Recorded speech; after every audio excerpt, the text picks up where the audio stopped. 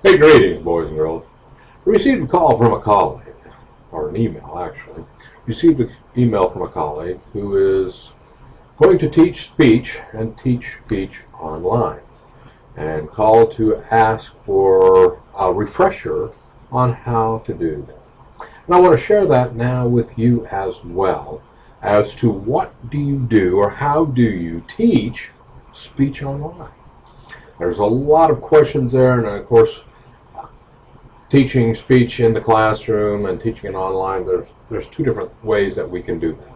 Okay, and so there's numerous ways, and there's a lot of confusion. And the problem is we don't standardize how we want this done, accomplished by the students, as well as how we want to receive it home.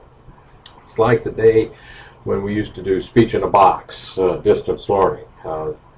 We'd send them a box with the book and some materials in it, and they would send back the materials. So depending on what they were using, whether they're using VHS, cassette, CDs, whatever, MPEGs, we had a lot of confusion with that. So we came up with an idea later on as we talked about developing out an online speech course as to coming up with a standardized process. And so with that, times have changed since. And I want to encourage, what I want to do is I want to encourage individuals that's looking at doing speech online or any other course online is really take a look at what technology is out there. What do we have available to us to really present that information and present it effectively? So with that, let me go ahead and start out by taking a look at what tools are available to the students and available to us to ensure that we have a good standardized process. Now, I use YouTube. I have a YouTube platform. I have several YouTube accounts actually, because depending on what I'm doing or where I'm publishing, I use YouTube because it's easier and it's cheap. It's free. So there's a way that you can do this, and the students can do it as well. And one is that they need to go ahead and set up an account. Now, once they set up an account, it usually means that now they have access. And with that, of course, you sit down and you develop out some ideas or concepts of how you want to make sure that the information is taught, but you don't have to worry about a lot of issues like FERPA, for instance. So one of the things that when I look at it, I want to make sure the students hand out their H or S or whatever numbers we have to do that. Now I also make sure that they really kind of limit the information like what their email account is and that. That's the reason why that's important for the students to understand, as well as you can put in there, safety requirements and everything else.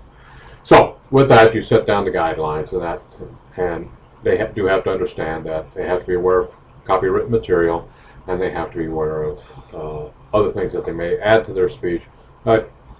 Be a factor, but that's really hasn't been an issue. Okay, let me just put it that way. So I go to YouTube, and when I open up the page, what I have here is a page where if I click up here where it says upload, I have my upload picture there. What I do is I click on that. When I do click up upload, I'm going to get this page that you see right in front of you right now. And in it, if I want to import videos, I can import them from Google+.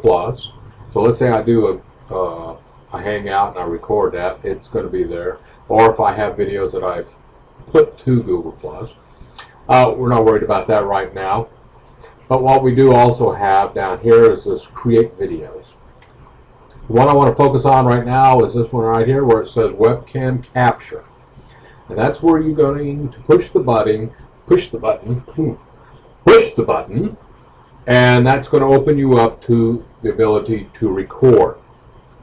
Now, what I want to do now is just show you a speech that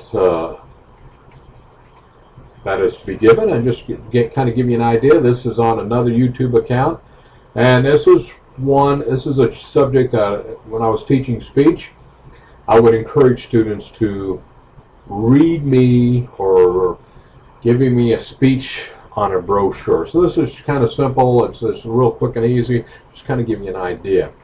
So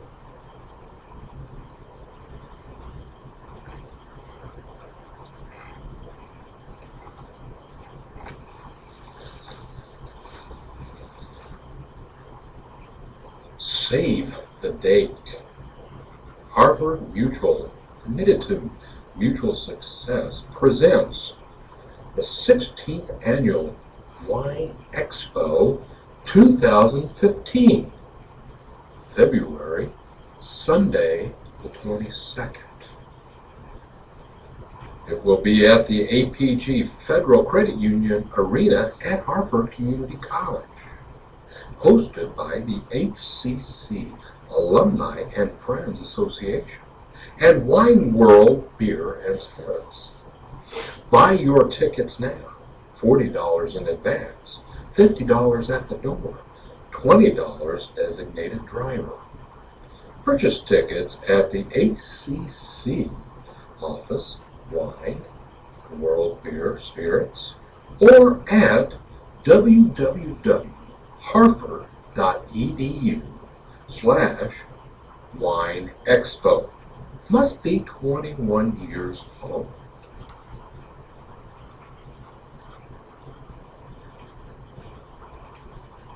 Okay, now that's an example of a speech, and again, this is really just depends on how you do this, how you produce this out. Let me go back to, again, how this is going to happen. The student, or you, if you're looking at doing a lecture, are you going to push this button that's called record, and up is going to come up this page right here. When you click on start recording, what it's going to do is ask you if it can use the mic and camera to record. Right now I have that engaged, so I don't really want to interrupt that. But anyway, it gives you some information here, some language options, some safety options that the student can put into it, and then they can record it. And once it's recorded, then it's going to ask some questions.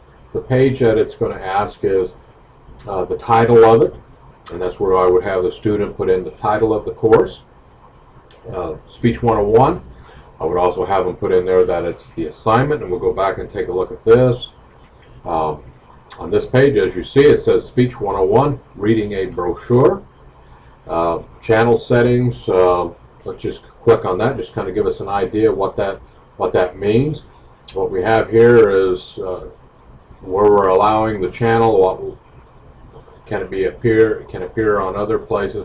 And again, these are things that you don't really have to worry yourself about, but I would recommend that you just go ahead and assess it, just so that you're aware of it. Practice with this, work with this with yourself, because this is one of those things that really is a beneficial product for us. So as we do this, as we record, we put this information out. The students now have it located. Now what they can do then is go in and list that speech as either unlisted or private, and what they would do is then send you a link to your email address so that you can view it. Or if you want the whole class to see it, then they can put it unlisted and then put that link in Blackboard. It's just a matter of just copying in there using the linking process, and it can be done. Also, you have that little window in Blackboard that looks like a web camera. That's also another tool as well. But this is just one way to get that speech out there. And then the student can go in later on and then delete that as they need to. But I just wanted to pass this information on because that question does come up. Folks do want to know about it. Now, as you go to YouTube and as you're looking at ways to upload videos or record, what you want to do is on that one page there was instructions on how to record or upload videos. And so this is the page. It's the support page for YouTube. Again, YouTube is all part of Google, as is Google Hangouts and all that. And so over here we have some instructions on how to upload the videos. Videos longer than 15 minutes. Most speeches aren't more than that. We try to keep that down, at least in my classes I do. And then you put this information out. And this is what your individual is going to see on the screen. And again, as I said, some of this information that's on there, a lot of folks get scared about it. It's nothing to worry about. It's very simple. In fact, again, I do a lot of recording with this, a lot of instruction when I'm working with students. Sometimes the video seems to work out better because then they see me, and it really creates more of a one-on-one type of environment. But with the speech, as we're seeing here, it's very simple. I use a plastic card for the information. Like I said, of course, the brochure, and depending on how you want to address that, it makes it simple. It really does. And we're seeing more and more of this throughout. There's several ways that you can do it. I mean, if you're looking at if you have to have 5 people in the room, then you can have 5 people in the room and show the video, show those individuals there, and any feedback that they have as well. So with that, this is what my information is regarding this. I want to pass this on, and kind of a refresher for some other individuals. If you have any questions, of course, don't hesitate to contact me.